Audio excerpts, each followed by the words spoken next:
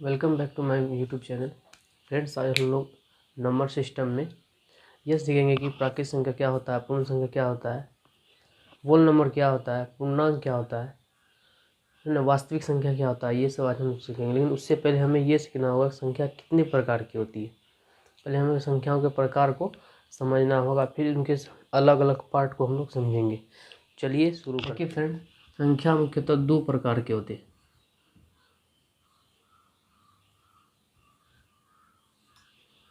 संख्या को हम लोग दो भाग में विभाजित करते हैं। एक संख्या होता है आपको वास्तविक,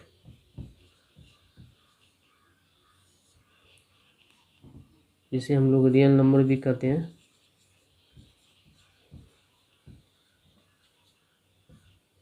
और एक संख्या होता है फ्रेंड्स आपको काल्पनिक, जिसे हम लोग इमेजिंग नंबर भी कहते हैं, इमेजिनरी नंबर कहते हैं।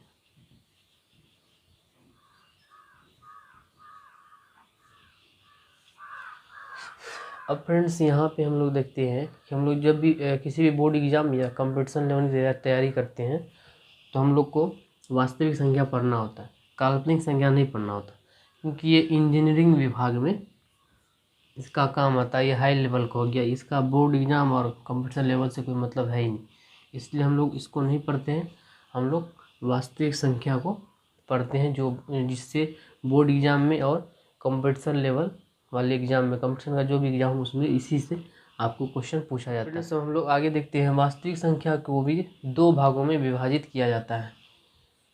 एक भाग आपको हो जाता है परिमेय संख्या,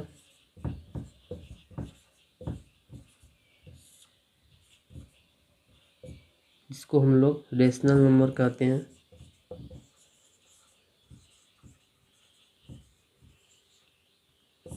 और एक भाग हो जाता है आपको अपरिमेय संख्या,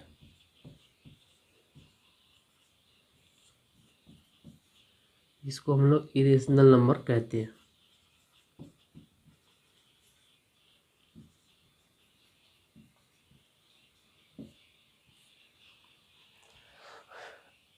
अब यहाँ पे फ्रेंड्स हम लोग फिर अपरिमेय संख्या को छोड़ के परिमेय संख्या को भी हम लोग यहाँ पे कई भागों में विभाजित करते हैं। आपको हम एक एक करके सभी का परिभाषा और इसका एग्जाम्पल बताएंगे। पहले ये देख लेते हैं ये कितने पार्ट्स हैं। फ्रेंड्स, हम लोग देखते हैं परिमेय संख्या को भी हम लोग दो भागों में विभाजित करते हैं।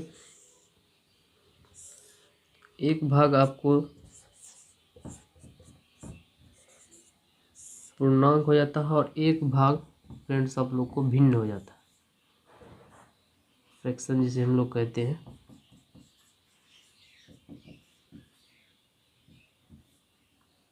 पूर्णांक इसे हम लोग इंटीजर भी कहते हैं।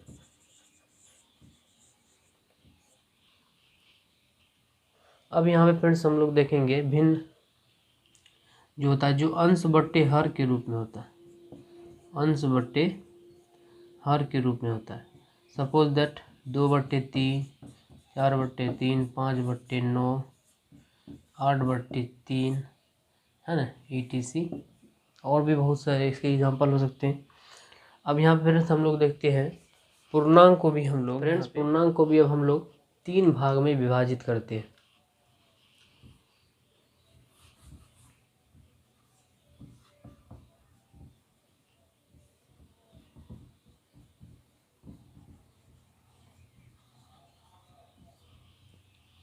पूर्णांक को भी हम लोग तीन भाग में विभाजित करते हैं। एक भाग फ्रेंड्स हो जाता है आप लोग को धनात्मक पूर्णांक,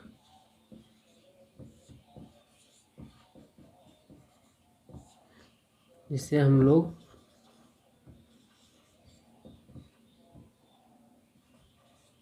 पॉजिटिव इंटीजर भी कहते हैं।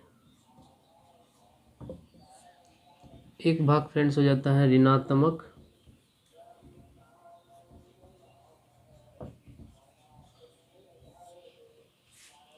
पूर्णांक, इसको हम लोग नेगेटिव इंटीजर भी कहते हैं। और इनका एक पार्ट हो जाता है फ्रेंड्स शून्य, हम सभी जानते हैं शून्य क्या होते हैं। यहाँ पे फ्रेंड्स मैं बता दूँ, शून्य का आविष्कार अपने भारतीय गणितज्ञ आर्यभट्ट ने किया था। ठीक है। अब फ्रेंड्स यहाँ पे हम लोग देखते हैं धनात्मक पूर्णांक को भी यहाँ पे हम लोग 4 भागों में विभाजित करते हैं। वो 4 भाग कौन सा फ्रेंड्स, चलिए हम लोग शुरू करते हैं। हम लोगों ने देखा कि पूर्णांक को 3 भाग में विभाजित किया, उसके बाद हम लोग धनात्मक पूर्णांक को भी फ्रेंड्स 2 भाग में विभाजित करते हैं। फ्रेंड्स इनका एक भाग हो जाता है आपको प्राकृत संख्या, जिसे हम लोग नेचुरल नंबर कहते हैं।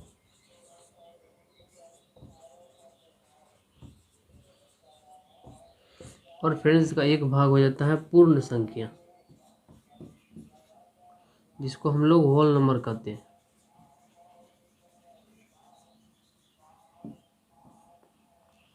फ्रेंड्स इन सभी की परिभाषा को हम लोग अलग अलग पढ़ेंगे। अब फ्रेंड्स यहाँ पे हम लोग प्राकृत संख्या को भी 4 भागों में विभाजित करते हैं। चलिए देखते हैं वो 4 भाग कौन सा है। चलिए फ्रेंड्स हम लोग देखते हैं प्राकृत संख्या को भी 4 भाग में विभाजित किया जाता है, वो 4 भाग कौन सा है। फ्रेंड्स प्राकृत संख्या में पहला भाग हो जाता है आपको सम संख्या, जिसे हम लोग इवन नंबर भी कहते हैं।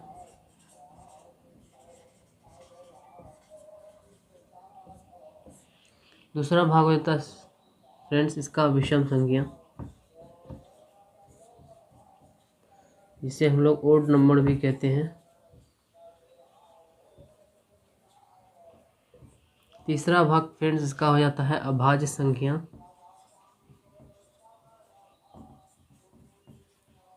जिसे हम लोग प्राइम नंबर भी कहते हैं।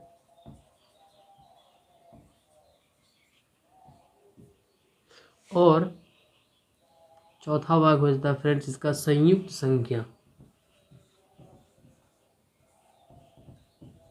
जिसे हम लोग कंपोजिट नंबर भी कहते हैं।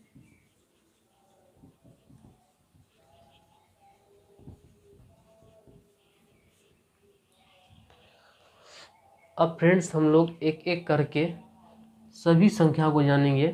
जैसे वास्तविक संख्या किसे कहते हैं, या उसके एग्जाम्पल क्या होते हैं, प्राकृत संख्या या पूर्ण संख्या, इन सभी को हम लोग एक एक करके पढ़ेंगे। आइए फ्रेंड्स अब हम लोग इन सभी संख्याओं को एक एक करके समझेंगे, इनकी परिभाषा क्या होती है और इन्हें वैसा क्यों कहा जाता है। जैसे प्राकृत संख्या को प्राकृत संख्या क्यों कहा जाता है, पूर्ण संख्या को पूर्ण संख्या क्यों कहते हैं। इन सभी सवालों के जवाब अब हम आपको देने वाले हैं और इनके एग्जाम्पल आपको बताने वाले हैं कि क्या हो सकते हैं। देखिए फ्रेंड्स सबसे पहले आपको है प्राकृत संख्या, नेचुरल नंबर्स।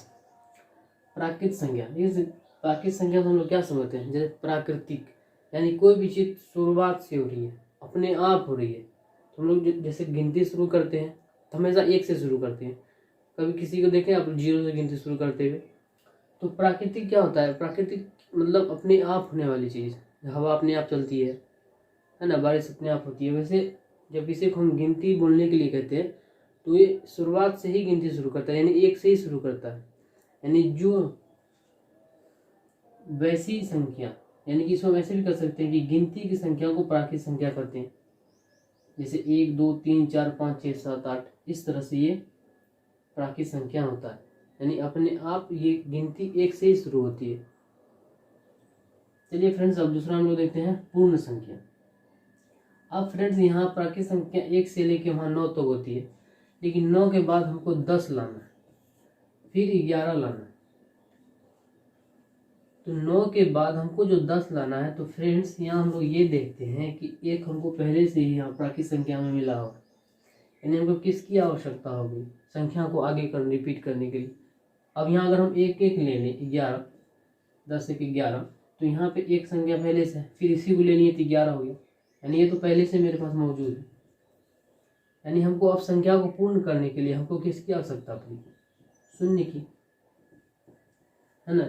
जब हम प्राकृतिक संख्या में शून्य को सम्मिलित कर देते हैं, यानी शून्य को जब हम शामिल कर देते हैं, तब वो संख्या पूर्ण संख्या कहलाती है। पूर्ण मतलब कि कोई भी संख्या, बड़ी से बड़ी संख्या को अब हम इन सभी संख्याओं की मदद से लिख सकते हैं, वो पूर्ण संख्या कहते हैं।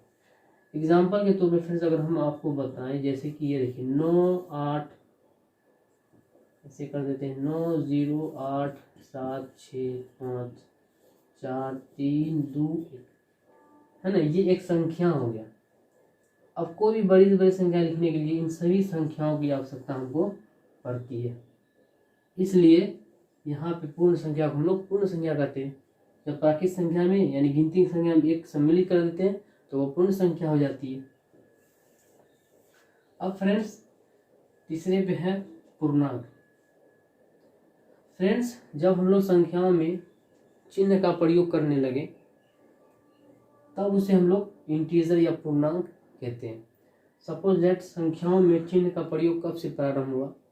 सपोज दैट जब हम कभी लेन देन करते हैं किसी से, जैसे कि हमें किसी को पहले 5 रुपये देना था तो यहाँ लिख दिए 5 रुपये दिए, किसी से लेना था तो 5 रुपये लिए। अब बाद में जब हम लोग हिसाब करते हैं फिर तो यहाँ पे कन्फ्यूजन उत्पन्न होता है, 5 रुपये दिए, उसने दिए या मैंने उसको दिया 5 रुपये। जैसे 5 रुपये लिए तो मैंने लिया या उसने लिया 5 रुपये, तो यहाँ पे हम लोग कंफ्यूज हो जाते हैं। तो इसीलिए यहाँ पे उसके बाद हम लोग संख्या में जब चिन्ह का प्रयोग करने लगे, जैसे कि 5 रुपया दिया, 5 रुपये उसने मुझे दिए तो प्लस कर दिया, है ना। 5 रुपये मैंने लिए तो यहाँ पे हम लोग माइनस लगाए थे, यानी 5 रुपये 5 आए हैं 5 प्लस हुए, 5 माइनस यानी 5 गए हैं, 5 मैंने दिया है, मुझसे 5 रुपये कम हुए, यहाँ पे हम -5 किए। यानी जब हम देखें कि संख्याओं में हम लोग चिन्ह का प्रयोग करने लगे तब उसे हम लोग पूर्णांक कहते हैं, ठीक है। इसे इंटीजर भी कहते हैं। इनका आपको -इन्फिनिटी से लेके +इन्फिनिटी तक फ्रेंड्स होता है।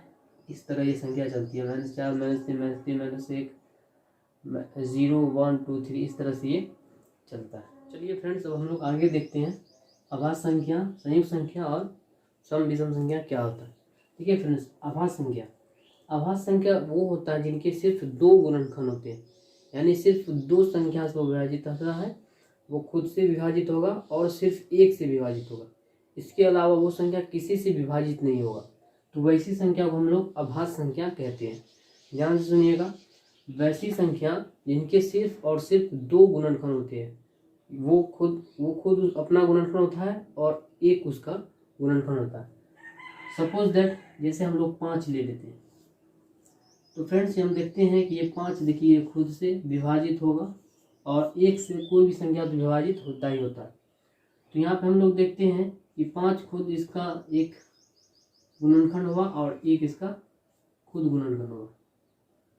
तो इस तरह से प्राइम नंबर यानी अभाज्य संख्या वैसी संख्या होती है जिनका सिर्फ 2 गुणनखंड होता है, वो खुद होगा और 1 होगा।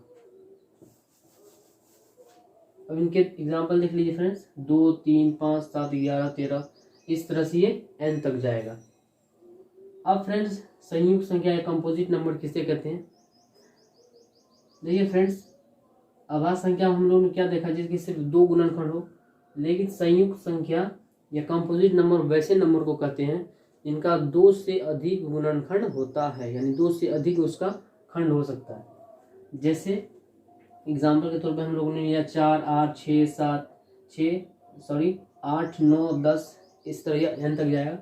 आपको हम समझाते हैं कैसे। देखिए जैसे मान के लिए 6 ले ली, अब 6 देखिए फ्रेंड्स किस किस से विभाजित हो जाता है, ये खुद से विभाजित हो जाएगा, 6 1 से तो विभाजित होगा ही होगा, 6 2 से भी विभाजित हो जाएगा और 6 3 से भी विभाजित हो जाएगा। यानी हम लोगों ने देखा इनका 2 से अधिक गुणनखंड या 2 से अधिक संख्याओं से ये विभाजित हो रहा है।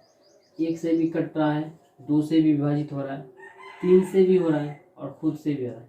यानी 2 के अलावा यानी 1 और 6 ये अभाज्य संख्या में होता था इस तरह का, लेकिन हमने देखा कि ये 2 के अलावा 1 और खुद के अलावा अन्य किसी संख्या से भी विभाजित हो रहा है, यानी कि 2 से अधिक गुणनखंड इसके होते हैं। तो वैसी संख्या को हम लोग संयुक्त संख्या या कंपोजिट नंबर कहते हैं।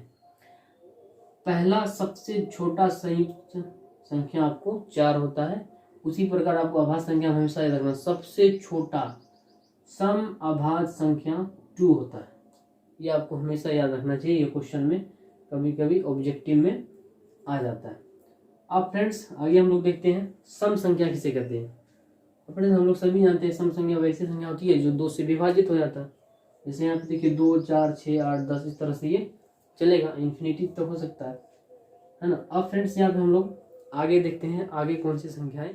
चलिए फ्रेंड्स अब हम लोग आगे देखते हैं आगे कौन सी संख्याएं होती है। विषम संख्या, ठीक है फ्रेंड्स, ये आप सभी लोग जानते होंगे। विषम संख्या वैसी संख्या जो 2 से विभाजित ना हो, 1, 2, 1, 3, 5, 7, 9, 11 इस तरह से ये n तक जाएगा। अब आते हैं परिमेय संख्या पे। परिमेय संख्या क्या है या रेशनल नंबर किसे कहते हैं। देखिए फ्रेंड्स हम आपको यहाँ पे समझाते हैं। वैसी संख्या जिसको हम लोग समझिएगा P/Q के रूप में लिख सके, यानी वैसी संख्या जिसको हम लोग अंश और हर के रूप में लिख सके, लेकिन ये जो हर होता है यानी ये Q कभी भी 0 नहीं होगा, यानी Q does not equal to 0। वैसी संख्या जिसको हम लोग P/Q के रूप में अंश बटे हर के रूप में लिख सकते हैं, लेकिन शर्त है कि हर कभी भी शून्य नहीं होगा, यानी Q कभी भी शून्य नहीं होगा। अब ये Q कभी भी शून्य क्यों नहीं होगा, तो यहाँ पे हम फ्रेंड्स आपको समझाने की कोशिश करते हैं। देखिए मान के चलिए 2 ले लेते हैं, 2/, हम 0 कर लें। जैसे हम 1/3, ये तो परिमेय संख्या होगा, लेकिन यहाँ पे ये नहीं होगा क्योंकि हर जो है इसका 0 हो गया, यानी Q ये आपको 0 के इक्वल होगा। जबकि यहाँ कहा गया है कि Q कभी भी 0 नहीं होगा। Q कभी भी 0 इसलिए नहीं होता है कि अगर किसी भी संख्या के हर 0 हो जाता है तो वो मैथ में उसको हम लोग अपरिभाषित कहते हैं। अपरिभाषित मतलब कि ऐसा संख्या का अस्तित्व दुनिया में है ही नहीं, ठीक है। किसी भी संख्या का हर में 0, 2/0 या मान के चलिए 3/0, 5/0, तो इस संख्या का अस्तित्व में उपस्थिति है ही नहीं, यानी ऐसी संख्या ब्रह्मांड में उपस्थित है ही नहीं। इसलिए इसको हम लोग अपरिभाषित कहते हैं। मैथ में अनडिफाइंड है, इनका कोई मतलब नहीं होता है, यानी ऐसी संख्या है ही नहीं, एग्जिस्ट ही नहीं करता है, इसलिए इसको हम लोग अपरिभाषित कहते हैं। और Q कभी भी 0 नहीं होगा तो वो आपको परिमेय संख्या कहलाएगा, जो P/Q के रूप में रहता है। एग्जाम्पल आप लोग देख सकते हैं 1/2, 8/3, 2/9, इस तरह से ये और भी संख्याएं हो सकती है। उम्मीद करते हैं फ्रेंड्स आप परिमेय संख्या को समझ गए होंगे। अब फ्रेंड्स हम लोग अपरिमेय संख्या के बारे में जानते हैं। इरेशनल नंबर किसे कहते हैं। अब फ्रेंड्स जो संख्या परिमेय संख्या नहीं है, जो संख्या परिमेय संख्या नहीं है वो आपको अपरिमेय संख्या कहलाती है। कहने का मतलब जो संख्या परिमेय या और भी आगे अब हम जो बताएं आपको, जो भी संख्याएं प्राकृत संख्या, पूर्ण संख्या, पूर्णांक, वो सभी संख्या के अलावा जो भी संख्याएं होती है वो आपको अपरिमेय संख्याएं होती है। इसमें आ जाता है आपको 1/√2, है ना। इसमें आपको आ जाता है फ्रेंड्स √2, √3, √5, √8, √10, इस तरह से ये फ्रेंड्स। अब हम लोग देखते हैं अंत में कौन सी संख्या है, वास्तविक संख्या या रियल नंबर। देखिए फ्रेंड्स वास्तविक संख्या वैसी संख्या होती है जिसमें हम आप देखेंगे उसमें परिमेय संख्या,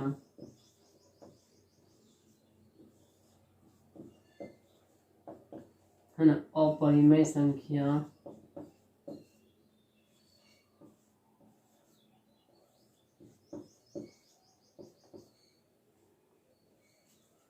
प्राकृत संख्या। हालांकि प्राकृत संख्या इसी में आपको इंक्लूड हो जाता है, तो ये हम नहीं भी लिखेंगे तो फ्रेंड्स आप लोग समझ सकते हैं।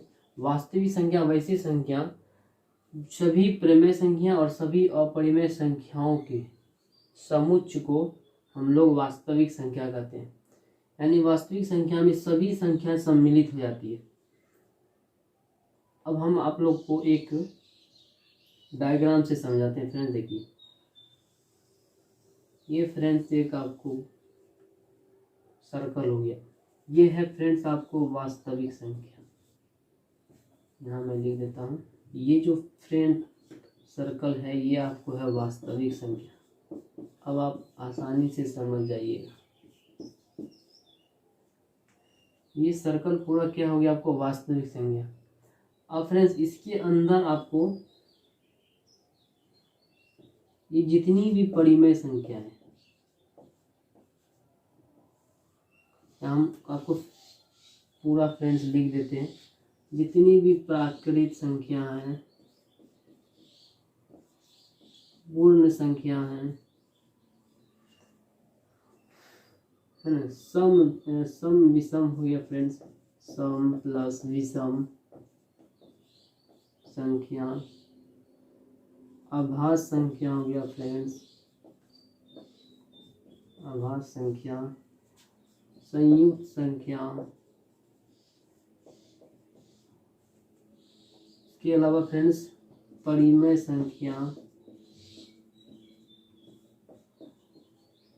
अपरिमेय संख्या,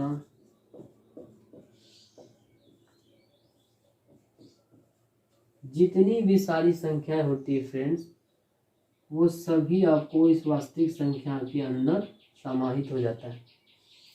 अब हम जैसे बोल दे क्या एक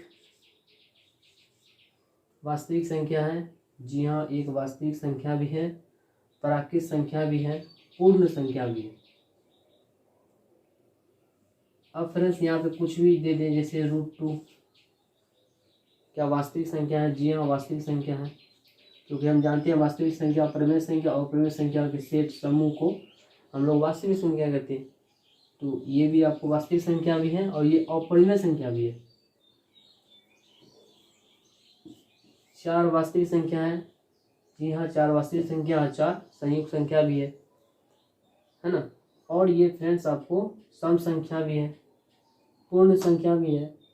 इस तरह से आप समझ गए होंगे वास्तविक संख्या किसे कहते हैं। सभी संख्याओं के समूह को हम लोग वास्तविक संख्या कहते हैं। इसमें सभी संख्याएं आपको इंक्लूड होती है। फ्रेंड्स अगर आपको मेरा पढ़ाया हुआ जरा भी समझ में आया होगा तो आप मेरे चैनल को सब्सक्राइब कर दीजिए, मुझे सपोर्ट कीजिए और मेरे चैनल को लाइक कर दीजिए और इंडिया को फ्री कोचिंग इंडिया बनाने में हमारी मदद कीजिए। Thank you.